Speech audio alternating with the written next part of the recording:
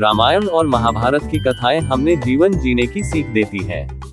रामायण की मुख्य कहानी तो हम सब पढ़ते, सुनते और देखते हैं। हालांकि कुछ ऐसे किस्से भी हैं जो कम लोग जानते हैं। रामायण के हर पात्र से कुछ न कुछ सीख मिलती है। इसमें वर्णित घटनाएं भी हमें जीवन जीने और रिश्ते निभाने की कला सिखाती है। रामायण शूर्पणखा की भूमिका काफी अहम रही है। एक कथा के मुताबिक रावण के मरने के बाद शूर्पणखा सीता जी से मिलने पहुंची थी। राम और रावण के झगड़े की जड़ शूर्पणखा थी। रावण के मरने बाद शूर्पणखा का बदला पूरा नहीं हुआ था। जब शूर्पणखा को पता चला कि राम ने सीता को त्याग दिया है, उस वक्त उसने सोचा कि सीता के जले पर नमक छिड़कने का वक्त है। राम ने रावण का वध किया और वह अयोध्या लौटे तो उनकी प्रजा ने सीता की पवित्रता पर सवाल उठाया।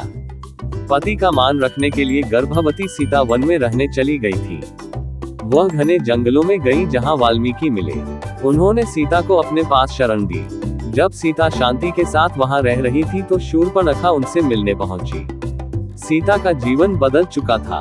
वह एक ऐसी महिला थी जिनके पति ने इसलिए साथ छोड़ा क्योंकि वह किसी और पुरुष के घर पर रुककर आ रही थी। इस बात से शूर्पणखा काफी खुश थी।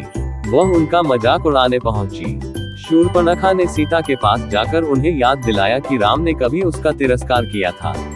आज सीता के साथ भी वही किया। उसने सीता को याद दिलाया कि दशरथ पुत्रों की वजह से उसे कितना कष्ट झेलना पड़ा। अब सीता भी राम की वजह से कष्ट में है। सीता ने शांत भाव से शूर्पणखा को बैठाया और बेर दिए। कहा कि ये उतने ही मीठे हैं जितने की मंदोदरी की बगिया के थे। उकसाने से प्रभावित सीता को मुस्कुराते देखकर शूर्पणखा और तिलमिला गई। उसे उम्मीद थी कि सीता दर्द से तिलमिलाएंगी। वह उन्हें कष्ट में देखकर खुद खुश होना चाहती थी। सीता जरा भी दुख में नहीं दिख रही थी। उन्होंने अपनी किस्मत और उस दर्द को स्वीकार कर लिया था। शूर्पणखा को तिलमिलाया देखकर सीता जी बोली, मैं अपने आसपास के लोगों से कब तक प्यार के बदले प्यार पाने की उम्मीद करूं? सीता बोली, खुद में वह शक्ति पैदा करो कि दूसरे तुम्हें प्यार न करें फिर भी तुम उन्हें प्रेम कर सको। सीता को इतनी शांति से बातें करते देख शूर्पणखा परेशान हो गई। उसने भड़काया कि क्या सीता को न्याय नहीं मिलना चाहिए। इस पर सीता बोली, जिन्होंने गलती की उन्हें खुद ही सजा मिल गई है। जिस दिन से दशरथ पुत्र ने उन्हें छोड़ा है उन्हें एक क्षण के लिए भी शांति नहीं मिली। सीता ने शूर्पणखा को सलाह दी कि पुरानी बातें भूलकर आगे बढ़े। जिन्होंने उन्हें दुख दिया है वे अपने दिमाग से ये बातें नहीं हटा पाएंगे, लेकिन वह हटा सकती है। सीता ने शूर्पणखा से कहा कि उसने खुद को पीड़ित बना रखा है। बदले की आग में वह सिर्फ रावण जैसे ही बनती जाएगी।